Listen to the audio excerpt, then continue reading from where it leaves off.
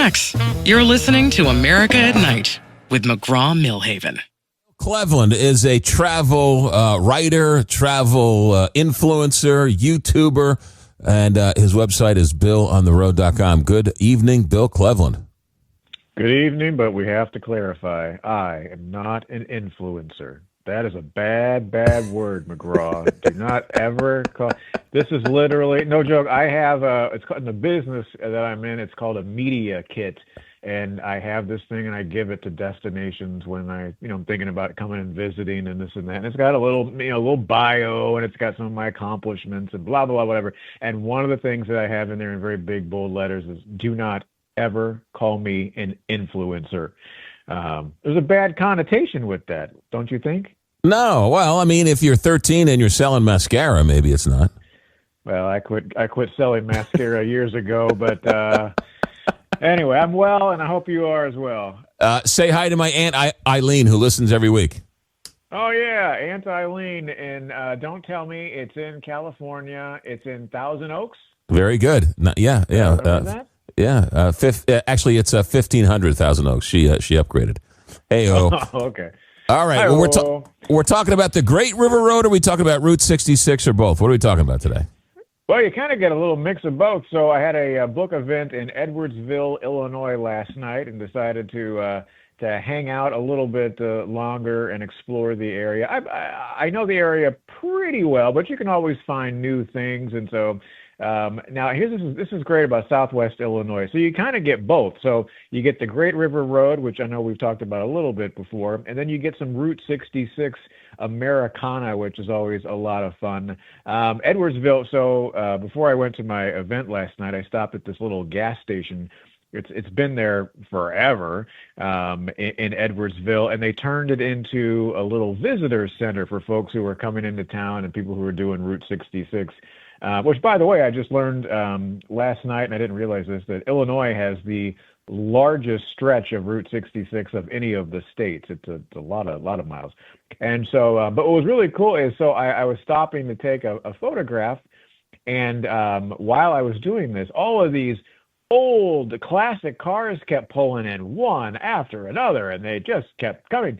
And so they would pull into this gas station, and somebody'd hop out of the car and take a picture of Bob and his hot rod or whatever it would be, and people were loving it. So if anybody is listening from the tourism office, that is a huge hit with people who were traveling down Route 66 in their classic cars.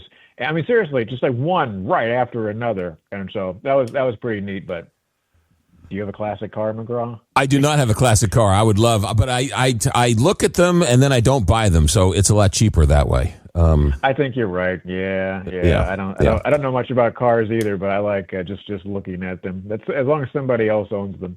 But anyway, yeah. So I started my journey there, and so I'm gonna give you a handful of things that you can see, both exploring Route 66 in Southwest Illinois, and also the Great River Road. But the first one I'm going to mention is in Alton, Illinois. So this would be the Great River Road if you're doing that. And it's Robert Wadlow was the world's tallest man. And some people might call him the Alton Giant or the Giant of Illinois. And for people who don't know the story, so Wadlow grew to be 8 feet 11 inches tall. Oh, my goodness. And he weighed 439 pounds at his death. He only lived to be 22. And it's actually kind of a sad story. He had, I don't remember the exact name of the disease that he had, but it was something with his pituitary gland. And so he just had this really high level of human growth hormone and was just, constantly growing.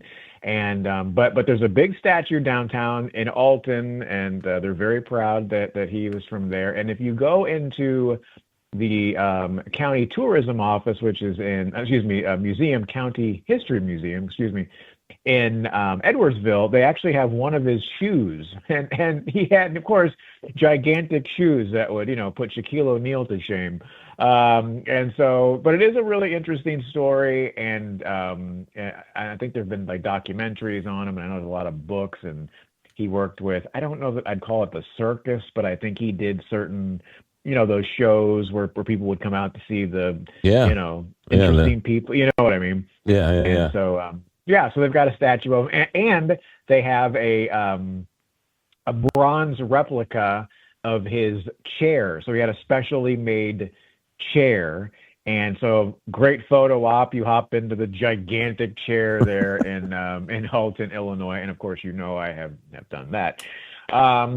So I'll give you another one, and I love quirky attractions. Collinsville, Illinois, part of this Southwest Illinois region, is home to the world's largest ketchup bottle. Have you seen the world's largest ketchup bottle? I have driven by the ketchup bottle, and I'm confused by the way it's spelled. Oh, right, because they spell it ketchup, CATSUP, which is a correct spelling. You're used to spelling it with a K, correct? Correct. Yeah. It's catsup as opposed to ketchup. I know it is a little weird. Yeah, it's so it was Brooks Ketchup, and they spelled it CATSUP, which I guess was based there in Collinsville. But it's actually a water tower. Sorry to disappoint everybody. It is not actually filled with ketchup. Although, fun fact, if you wanted to fill it with ketchup, I think it would hold like 100,000 gallons, or like 700,000 bottles of ketchup would fit inside of this thing. But it's really fun little quirky attraction. So, quick side story. Last summer, I was driving through there, and no joke, they had a deal. They were having an event, and they had the world's largest potato was parked in front of the world's largest ketchup bottle.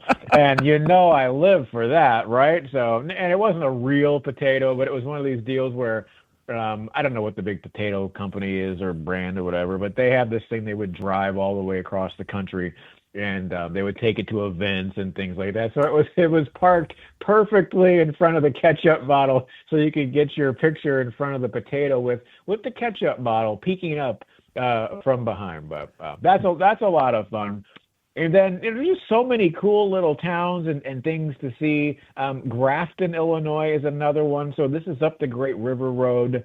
A lot of fun, like restaurants and bars and things like that. And my favorite thing is they have an alpine coaster. And I don't know if you've ever been on an alpine coaster, but this is the only one, I believe, that's in the state of Illinois. And the first one of these I rode, I think it was in the Smoky Mountains. But essentially what it is they have these, like a pulley system, essentially, brings you up to the top of a hill, and then gravity basically brings you back down the hill. And do you know what I'm talking about, alpine coasters? No. Oh, okay. Never. Okay. Yeah, so you sit down in them, and your legs are stretched out, and you've got brakes on both sides of your little car. They're not very big, and you're on a track system, all right? And so, so this kind of pulley, basically electric, brings you up to the top of the hill or a mountain, or I guess you'd call it a hill in this case. And so, and then basically it sends you right back down, and it twists and it turns, and it goes pretty fast, actually. And you can either choose to use the brakes and slow down a little bit, or what I do, I just don't even use the brakes and go as fast as you possibly can. But they're so much fun. They've got them all over, like I mentioned, the Smoky Mountains. I rode one up in South Dakota somewhere, but the only one in Illinois is in the little town of Grafton, and it's right there on the River Road. And just a few other things. So like outdoor stuff, if you like hiking, you've got Pierre Marquette State Park, great like hiking trails. There's like 200 different miles of hiking trails in Southwest Illinois. Fall colors, I think we've talked about this before. Nothing better than doing the River Road in the fall. And then the last one I'm just going to mention is for history buffs.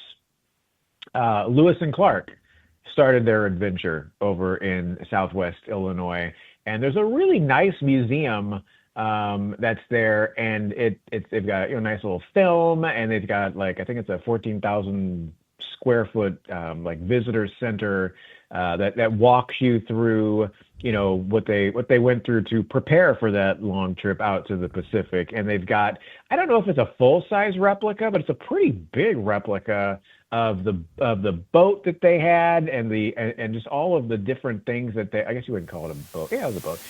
Canoe, whatever. Yeah. Yeah, and just different things that they brought along for their journey.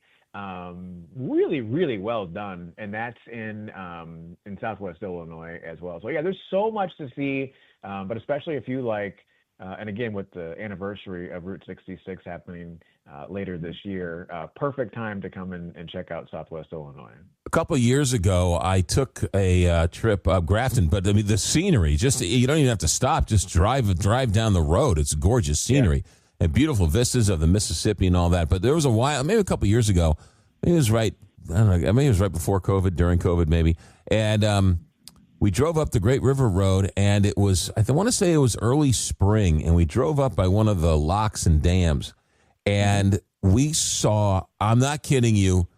600 eagles, 500 eagles. Wow. They were all just dive bombing for the fish right outside of the dam, the lock end of the dam. It was unbelievable. I mean, you couldn't believe how many eagles there were. It must have been. I'm not kidding you. 500 eagles, 300 eagles. It was impossible to count, but it was an extraordinary day, and the kids loved it. Yeah, that is a wonderful place to go and do bird watching, and those eagles, man, that is their flight path, and there are places along the Great River Road specifically set up for people who enjoy doing bird watching. I don't have the information off the top of my head or in front of me, but I know there are a couple of places that like visitor centers and places where you can go and learn more.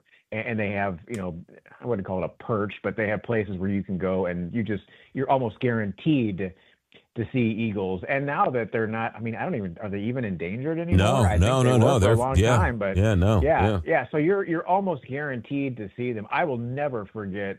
I was somewhere in Pennsylvania and I was doing a video on covered bridges, and I was by myself, and I was in this little, what do you call it? Well, it was like basically underneath the bridge. I'm doing some video and whatever, and all of a sudden, an eagle came up and just flew over me, and just to see those wings spread and to see that face so close. I mean, it was the craziest thing, but it's so cool. Like they are the neatest of animals. Yeah, they really are. All right, so you mentioned Route 66, and you were in the studio the other day. You were in town plugging your book signing, and all you do is come on my shows and plug your books. But we were talking about Route 66, and it's very confusing because there was a Route 66, but now there's like a Route 66 organization where you sign up. But what were you telling me about people who used to love Route 66? Oh, like the types of people that love Route 66? Yeah.